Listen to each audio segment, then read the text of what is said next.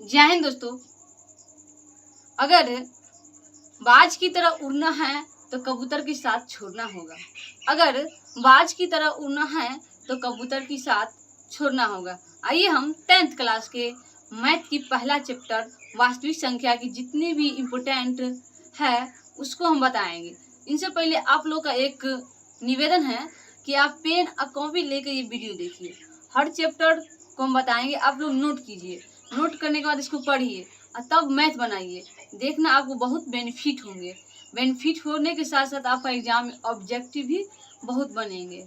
इसीलिए हम आपको यही सजेशन देते हैं कि आप लोग लास्ट देखिए और पहली बार आए हैं तो लाइक और सब्सक्राइब जरूर कर लीजिए।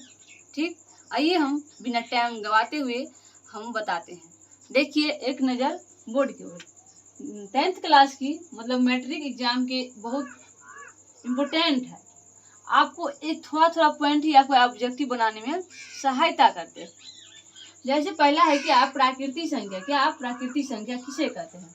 तो गिनती की संख्या को क्या प्राकृतिक संख्या कहते हैं? आप लोग नोट कीजिए कॉपी में। ठीक, क्या कहते हैं? गिनती की संख्या को किसे क्या कहते हैं? प्राकृतिक संख्या। जिसका एग्जाम्पल है 1, 2, 3 अनंत हो सकता है, 20, 25 सब हो सकते हैं। गिनती की संख्या क्या कहते हैं? प्राकृतिक संख्या। एग्जाम में बहुत बार पूछे गए ऑब्जेक्टिव के रूप में ये वाला। सबसे छोटी प्राकृतिक संख्या क्या है? 1। क्या? 1। सबसे छोटी प्राकृतिक संख्या क्या है? आपको ऑप्शन में दे देंगे 4, 5, 6, 1। तो आप किस में मारेंगे? 1 में। ठीक, अगला देखिए पूर्ण संख्या। क्या? पूर्ण संख्या। संग्रह या समूह में शून्य से आरंभ हो वह पूर्ण संख्या कहते हैं। पूर्ण संख्या किसे कहते हैं? जो जीरो से आरंभ हो। क्या?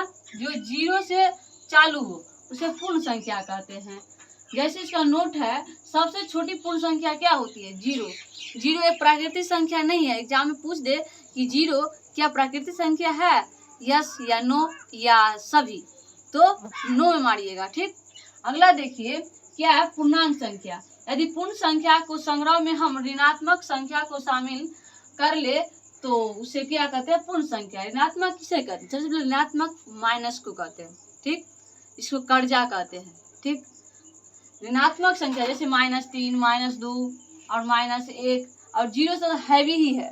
0, 1, 2, 3 ये सब हैवी है, उसे क्या कहते हैं? इन सबको पूर्णांक संख्या कहते हैं। अगला है अभाज्य संख्या। एग्जाम में बहुत बार पूछा भी जाता है ऑब्जेक्टिव में अभाज्य संख्या कौन है या नहीं है। बहुत ध्यान देके एग्जाम में ऑब्जेक्टिव को एक भी नहीं छोड़ना है। ठीक ना, आपका नंबर बढ़ाने के लिए ऑब्जेक्टिव सबसे ज्यादा मायने रखते हैं। उसी तरह आइए हम देखते हैं अभाज्य संख्या किसे कहते हैं। वैसी संख्या जो केवल एक तथा स्वयं से कटे उसे क्या कहते हैं? अभाज्य संख्या। किसको कहते हैं? वैसी संख्या जो केवल अपने आप से कटे या एक से कटे उसे अभाज्य संख्या कहते हैं। जैसे 2, 3, 5, 7, 11 etc। आपको एग्जाम में दे देता ऑप्शन में ऑब्जेक्टिव के रूप में कि अभाज्य संख्या किसे कहते हैं या इसमें से अभाज्य संख्या कौन है। जैसे 4, 5, 6, 10 तो किस में मारेंगे? 5 में। किस में? 5 में।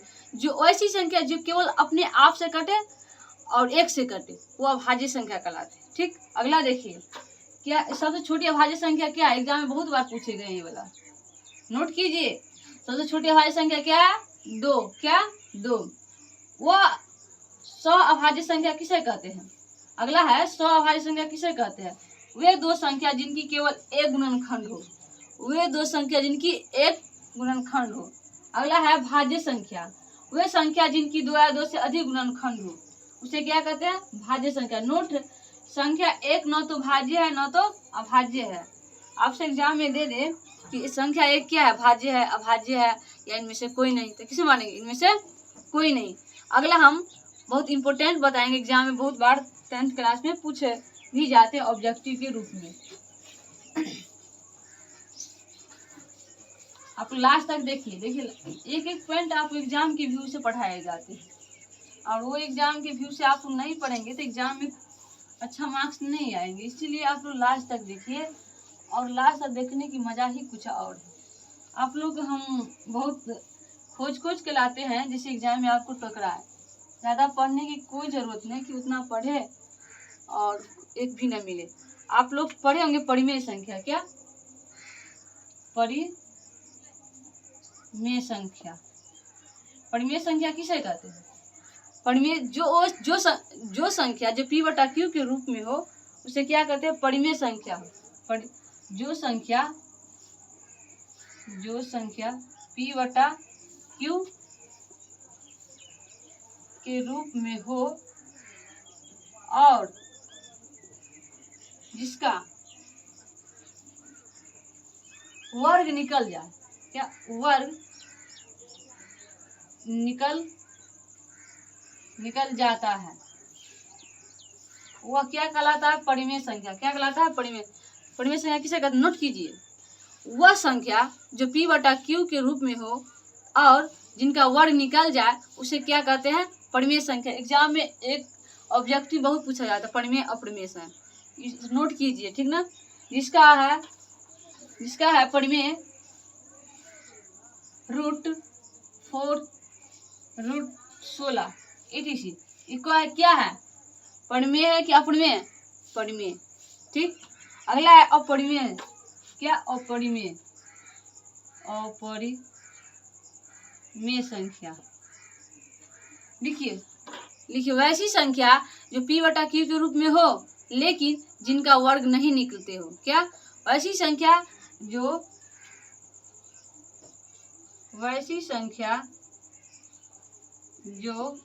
p बटा q के रूप में हो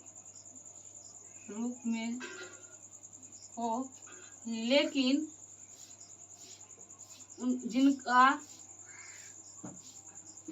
जिनका वर्ग नहीं निकलता हो, जैसे एग्जाम्पल में है √3 √7 √5 etc. ये क्या है? अपरिमेय संख्या। समझे? अपरिमेय से 1 या 2 नंबर फिक्स रहता है मैथ एग्जाम में। कह दे कि परिमेय संख्या किसे कहते हैं? वैसी संख्या जो p बटा q के रूप में हो लेकिन वर्ग निकल जाए वो परिमेय संख्या। अपरिमेय संख्या किसे कहते हैं? वैसी संख्या जो p बटा q के रूप में हो लेकिन जिसका वर्ग ना निकले वह क्या कहलाती है? अपरिमेय संख्या। अगला देखिए, अगला है यूक्लिड विभाजन। एग्जाम में बहुत बार पूछा भी जाता है यूक्लिड विभाजन। उसको मिटाना पड़ेगा एक मिनट।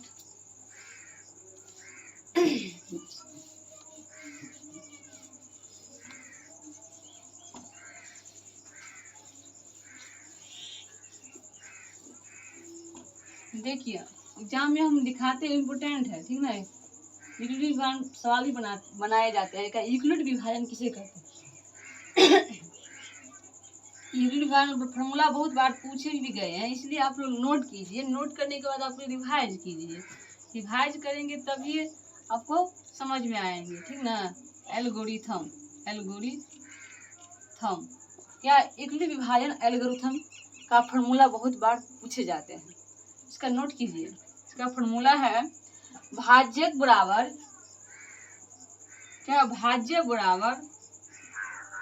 भाज्यक गुणे भागफल प्लस शेष। इसको इंग्लिश में रहता है p बराबर, इसको इंग्लिश में रहता है a बराबर क्या? a बराबर pq प्लस r, ठीक ना। a बराबर भाज्य हो जाता है, p बराबर भाजक और q मतलब भागफल और r मतलब शेष। एग्जाम में बहुत बार पूछे जाते हैं और इस पर सवाल भी आते हैं, इसीलिए आप लोग को नोट करना बहुत जरूरी है। एक आते हैं शांत और अशांत। क्या? शांत और अशांत। अशांत किसे कहेंगे और अशांत किसे कहेंगे? आप लोग सरल भाषा में समझिए। शांत ऐसी संख्या होगी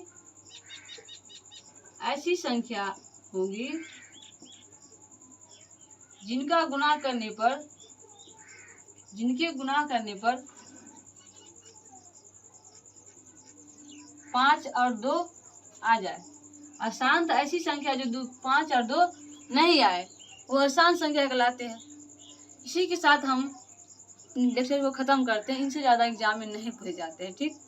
इस चैप्टर से इतना ही बहुत है। आप लोग नोट कीजिए और नोट करने के साथ सपोर्ट कीजिए जिससे हम आगे बढ़े, और लाइक और सब्सक्राइब कर लीजिए। जय हिंद। आते हैं हम नेक्स्ट वीडियो में, आपको इसी तरह सरल भाषा में पढ़ाएंगे।